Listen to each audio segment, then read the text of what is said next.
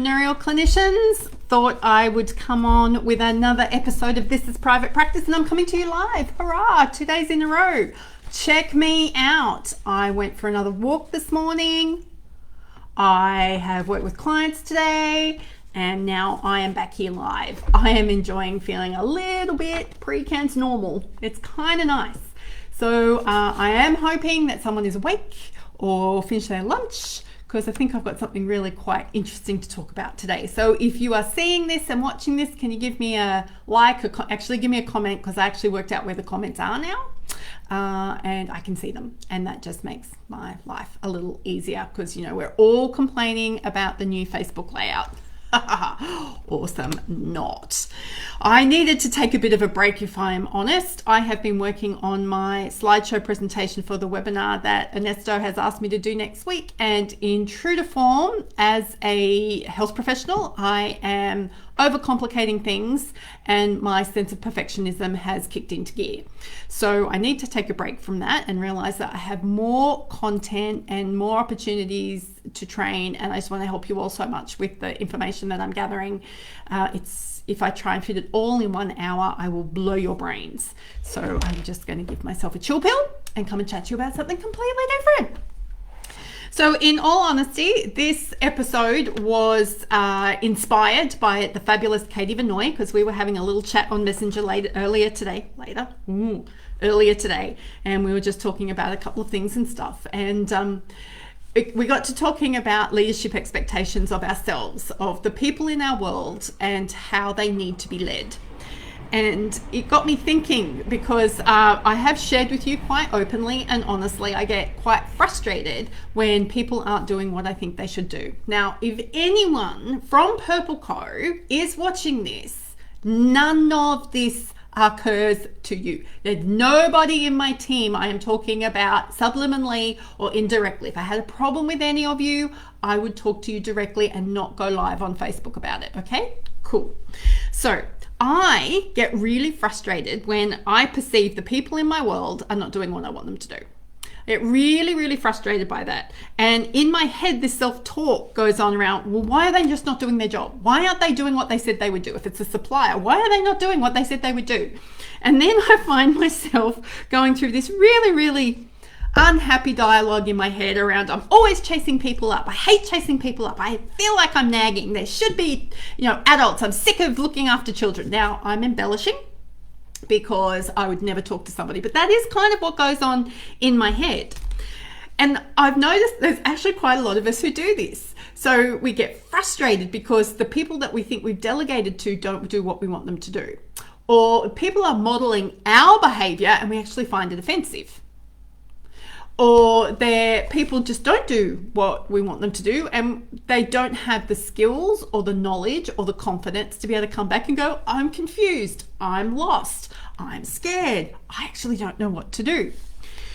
So when people aren't doing what you want, or when people aren't connecting with you in a way that you want, and we're quick to go, I want someone with initiative, which is basically entrepreneur speak for, I want somebody to read my brain and do exactly what I want, when I want, how I want, without bothering me.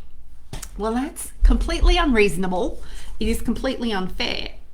And if we find ourselves making these noises or having these conversations or expressing these frustrations to our significant others, it's probably got a heck of a lot more to do with us than it has to do with them.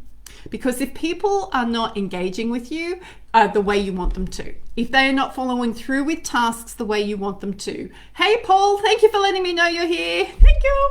If you feel like you're always chasing people up, if you feel like you're always nagging people, I want you to ask this different question. Where are you not leading? Because there's something in the way that we are communicating, whether it's behavior or words, something in our actions or our words that's not connecting. So another question following on from that. So already we're identifying, my leadership needs work here. These people are looking to me for leadership. If I am not getting the results from them that I need, I am not leading them well. That is the truth. So then we need to step back a little bit and go, what? Why is this difficult for this person? Why is it difficult for this person? And not judge them about it. Because what I have learned, and especially in this season of my life where I have less hours than I would like to give to my work, which means I have to do things really condensed. If we are convinced we've given enough information for somebody to do a task, complete a task, or engage in a process, well, is it enough information for them? Because one of the things I hear from leaders all the time in their businesses is, well, I would have been able to do it with that amount of information. Why can't they? Because they're not you. And they don't have all the background information, and they don't understand what happens when they throw the pebble in the pond and the implications of it, and they're probably scared of making a mistake.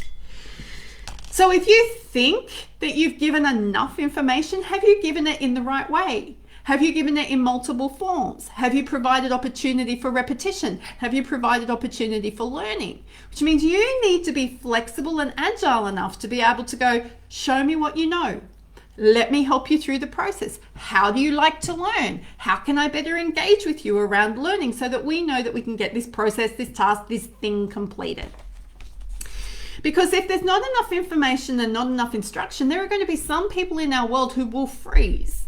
And if we're talking about operational people or clinicians who actually do a lot of clinical work, what makes them awesome in their operations, in their administration, in their clinician stuff is they need the steps. They need to know A to B to C to D. You and I, we might be able to go A to F to G to D to B to Z and make it all work. That's awesome, but not everybody's like that. So we need to make sure that the way we're communicating is one, it works for us, but it's also being able to receive well. Does this sound like relationship therapy 101? Don't know, just putting that out there. So does the person that you're leading have enough information? Do they have enough instruction? Because it's not always the same thing.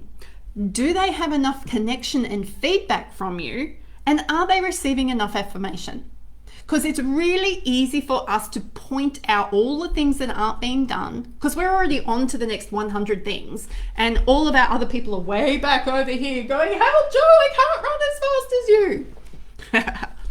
So to give you an example, every week I meet with my finance team. So that's not a big meeting and it takes about 20 minutes. But when we don't have this finance meeting, I find that this team gets lost. Now, these are people who are incredibly competent and highly skilled, but there is something in us coming together every week that hits a reset button. It allows us to get our questions answered. It allows us to problem solve. It allows us to plan. And like I said before, we're usually done in 20 minutes. When we don't have these meetings, we end up with so many emails going backwards and forwards, we all end up confused. And even though I tried to put them into Asana and create projects in Asana, which kind of works, it helped, it's not the same as being able to get all the people in the same place at the same time and go, right, who's got this issue? What are we doing about that? How are we planning for this? How are we projecting for that? And what I have discovered is it is this point of connection, this point of connection for this team that actually makes this successful.